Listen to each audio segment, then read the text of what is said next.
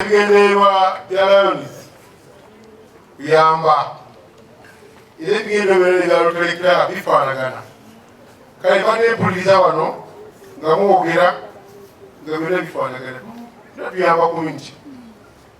Era njagala kukwatako kino nti mu nsi muno eri abatayamba n'abana ebintu bingi nga tebabigyako n'abeeka bifaanagana bigabana naye nga nabo tebafunyeeyo.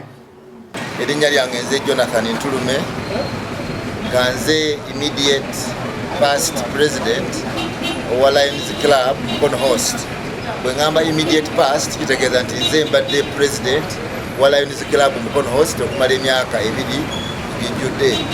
Olwali ennaku z'omwezi 24 obukulembeze bugenda kukyuka tufune president omupya nga president bugenda okufuna omupya ye mukyala Janet Opale.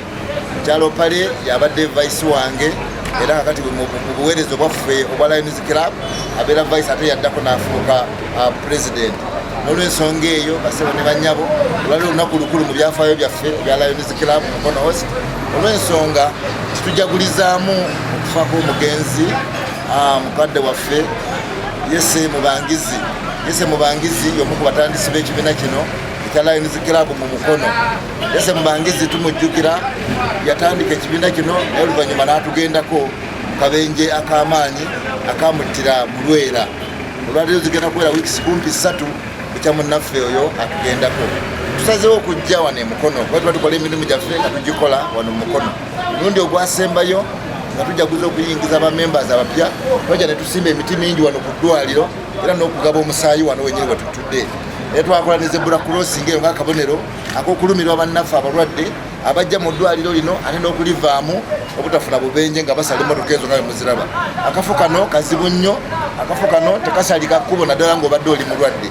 Tusazeewo olwali tujje tukasiige langi tuddemu tunyigize zebra crossing yaffe eyo tuginyigize olw'obulungi bw'abalwadde abajja mu ddwaliro lino.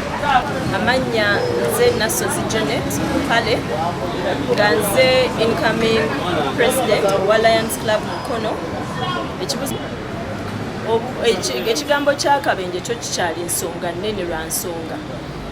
Olumu abantu bapapa nnyo babanguwa oba bakoze program akoze nga nnyingi nnyo naye ng'ayagala okulaba nti afunze obudde okulaba nti naakola ki atuukiriza programu eyo.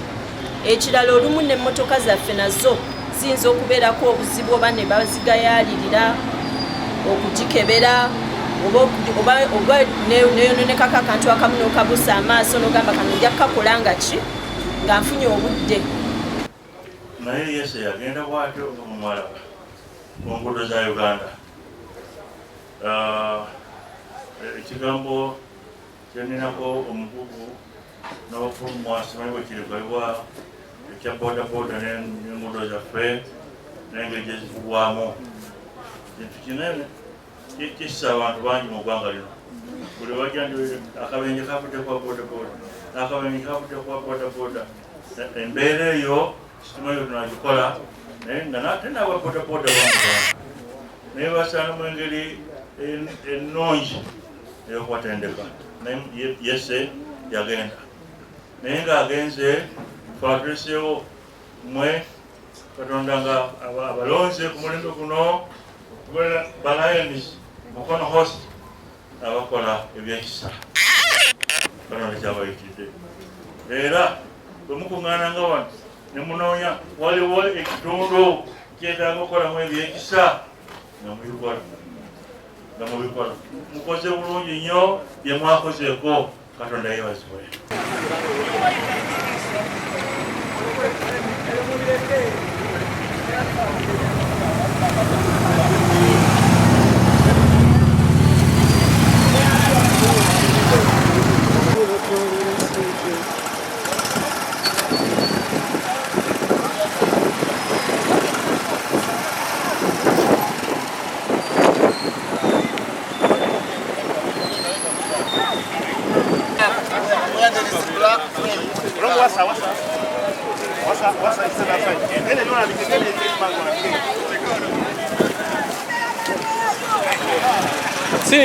Senior, Sebo.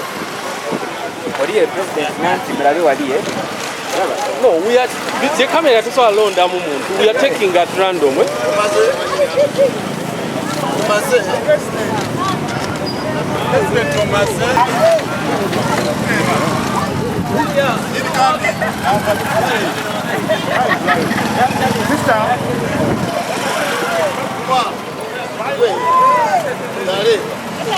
White in white, not white in black.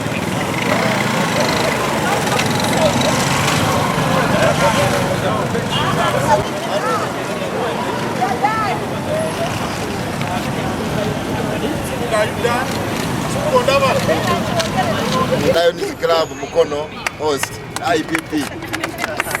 Njagala kwebaza bannange bwe twakoze ekiro mukulu Paulo mukulu Kiria mwebale nnyo mwebale ddala omulimu ogwo gwakoleddwa wadde mulimu mulungi nnyo members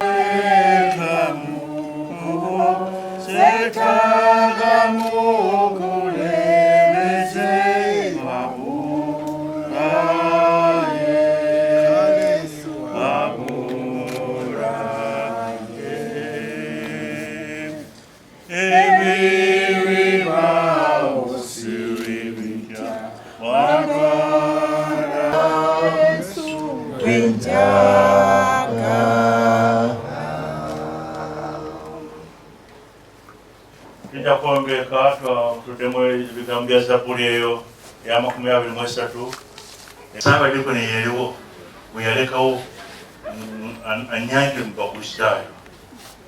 Navayo Mucharo, on the way, Manjoyo, Manjo in Navayo, Navamu, Yamayo and the name from General, Manjo and Yamburiswan, Timon, Ngalamun January, the Puenasa Mukaga, Mukono Lions Mukono.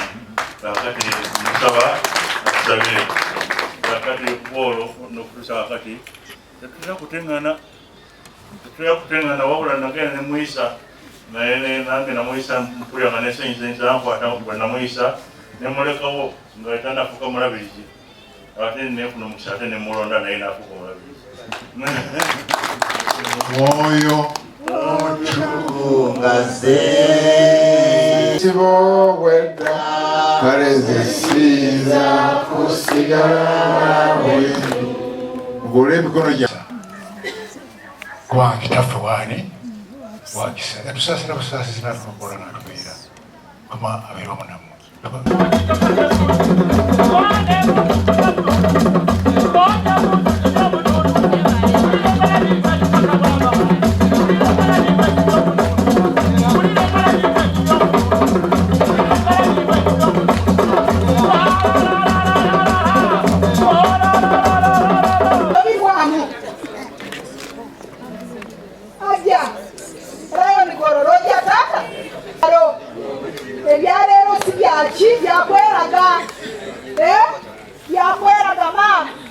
Ogwaffe ffenna tujja kusiima wano olw'okujjukira munnaffe Mubangizi yatugenda nga tuba ng'aba Lions Club International Lions Club Mukono Host tukkiririza mu ggwanga lyaffe era tuliwa ekitiibwa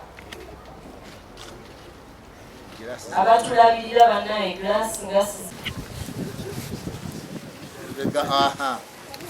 akulira nyaliwa bwe naamaliriza okwogereza obugambo buno tujja kutoosinga bwe tuti neeno bwe tuti nga bwe tuziwanika nga tuziwanise.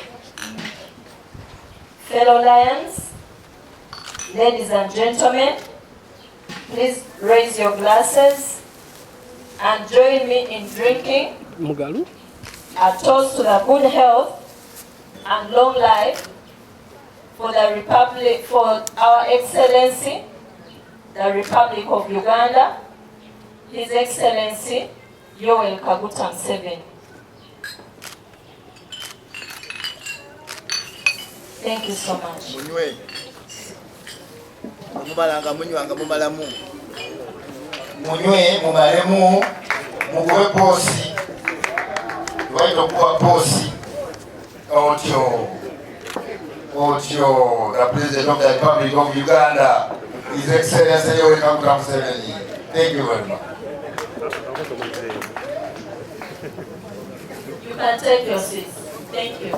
Tata omulanyi w'entalo, tata emulanyi wanga sembayo. Wembaze nyumya tata omulanyi. Sambala ngambako ankube nsolo oyimba. Waliwo olw'entula n'endowooza ku tata. Bambi babonabona banoonya ssente nsome. Mu matumbi n'azunga, mu mirembe n'akeera. Mwana wenze nsome.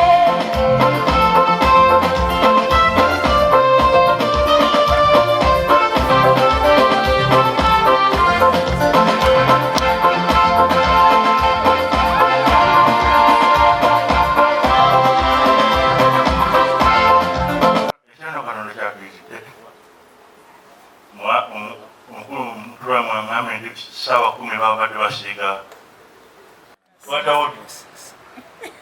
abayinza taata oli muzzukulu wa Sawulo yesebo kitaawe yankola ebirungi bingi nolwekyo olwaleero landiroodi yava mu mifugosis nga afuse landiroodi ate landiroodi munene yabimuddiza nagwenaninza embuubu bwa banna ebibala byonna n'amakungulu mwanjulire ng'ebivaamu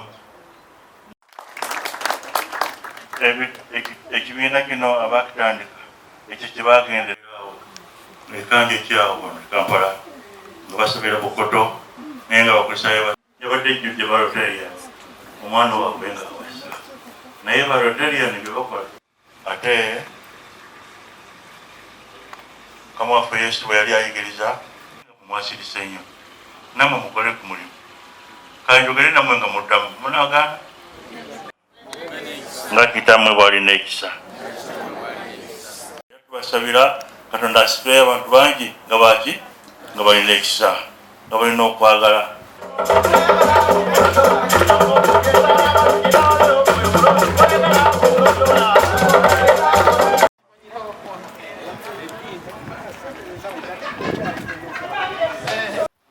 era njala kubana kwa kino nti mu nsi muno eri naye nga ndaba tebafunyeemu naye oba n'omutima oguwaayo n'olabirira abantu gwoba osinga okuba mu kitwale nga kikulu ofuuka memba wa Lion.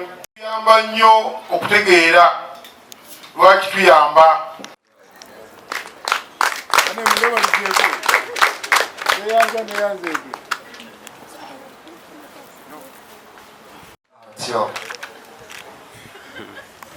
Lion Reverend Canon Samuel kyaterekera waswa ale mukole mu ngalo Lion Samuel kyaterekera waswa sebo tabize nnyo okulaba jangu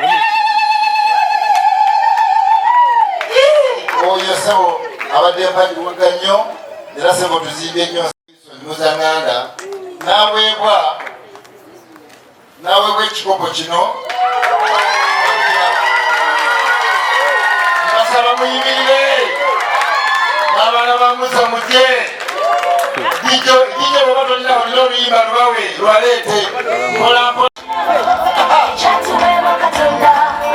naye ng'abasinga obungi ekirabo ekyo tebakimanyi tata beera tata ow'omuwendo bwe mwogerako tata mpuliranga omuranyi wange asinga tata nantamegwa tata omuranyi w'entalo tata emuranyi wange asembayo kusiima tata omuranyi tata emuranyi wange asinga webale nnyo kijja bakwongereyo oko ku kasente muveeyo mugenyi omukulu agenda tubakwasa ekikokonya tukwase balayini mwenda musituke dije olimba lute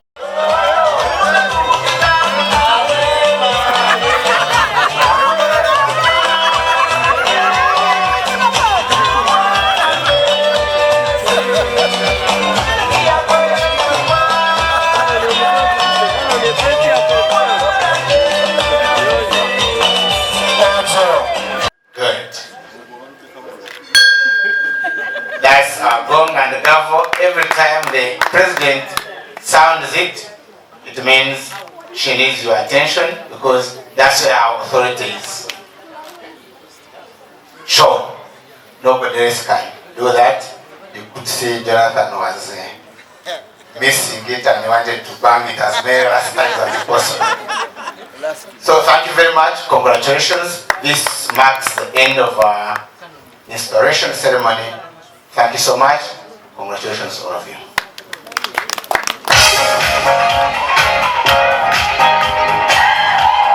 Let us learn Janet Opale. You've been elected and entrusted by the members of the Lions Club of Mukono Host to serve as their club president for the year 2022-2023. The president is the chief empowerment officer of the club. You are going to preside over all meetings and functions of the club. You are going to appoint committees to support you in doing your duties. You are the face of the club, both within and outside. You represent the club at all functions and organizations. You are also a member of the District Governors Advisory Committee, which is the zone, and you are expected to participate in activities and meetings of the zone. Will you perform these duties the best of your ability?